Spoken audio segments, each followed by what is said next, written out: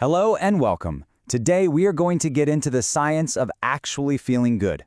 We're going to look at why you can sleep for 8 hours and still feel totally wiped out, and how the real secret to glowing skin might just be what's for dinner, not what's in your moisturizer. Okay, let's just dive right into it with a question I think we've all asked ourselves. You do everything right. You get your full 8 hours, but when that alarm goes off, it just feels awful. You're groggy, you're tired, so what is the deal? You know, we love to blame the mattress or our crazy schedule, maybe just stress. But what if the real culprit, the reason your sleep just isn't working, is the thing you're probably holding in your hand right now? Yep, your phone. To really get why your phone is such a sleep killer, we need to geek out a little bit on this incredible deep cleaning process your brain is supposed to be doing every single night. It's called glymphatic drainage. And the best way to think about it is like a nightly power wash for your brain. Seriously, while you're in a deep sleep, this amazing system kicks on and flushes out all the junk and toxins that have built up during the day. So picture your brain as a sponge. All day long, as you're working, thinking, just living life, it's soaking up all this metabolic waste. It's just a normal byproduct of being awake and using your brain. Now, for that power wash to really work, something wild has to happen. Your brain cells literally shrink a little bit. This opens up space between them so this cleaning fluid can rush in and squeeze out all that gunk, getting you ready for a fresh start the next day. But here's the problem. When you're scrolling on your phone late at night, you're doing two things. The blue light is telling your brain, hey, it's not time for sleep yet.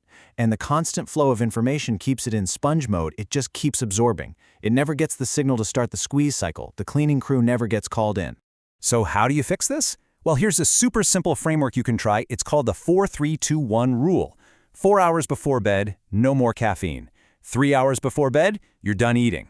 2 hours before, stop drinking water so you don't have to wake up. And the big one, 1 hour before bed, the phone gets put away, no exceptions.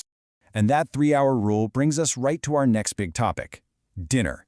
Because, yeah, when you stop eating is a big deal, but what you're eating, and maybe more importantly, how much, that is absolutely crucial. You know, you see debates like the classic roti versus rice question in India, and what the science really shows is that there's no one-size-fits-all answer. It's personal. Your gut, your ancestry, it all plays a part. Someone from North India might be perfectly adapted to roti, while someone from the South finds rice way easier to digest. It just shows how unique our bodies are. But whatever you're eating, the real trick is stopping before you get that overstuffed food coma feeling.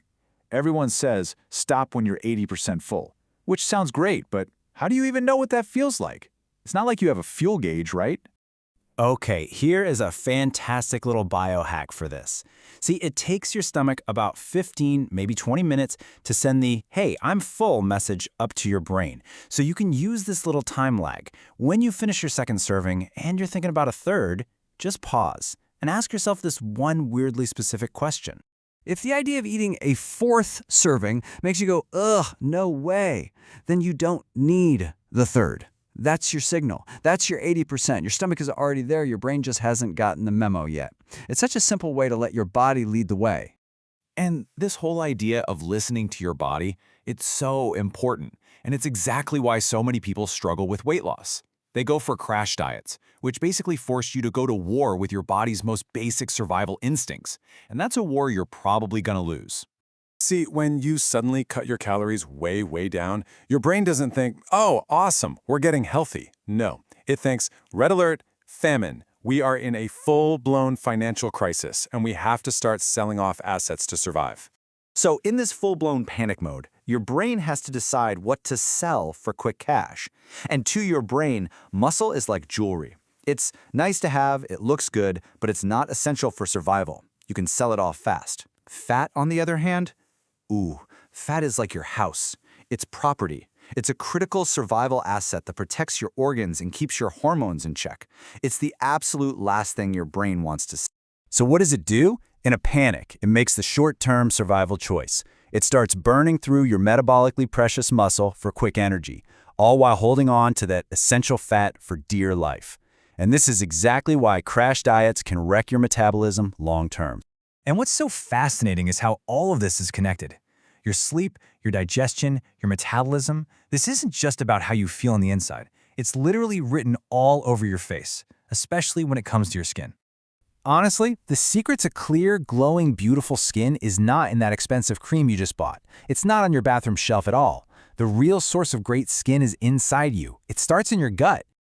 I want you to imagine your gut lining, your intestinal wall, as a super fine mesh kitchen sieve.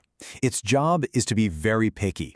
It lets all the good stuff, the tiny nutrients, pass through into your bloodstream while keeping all the bad stuff, big food particles, toxins, bad bacteria, out.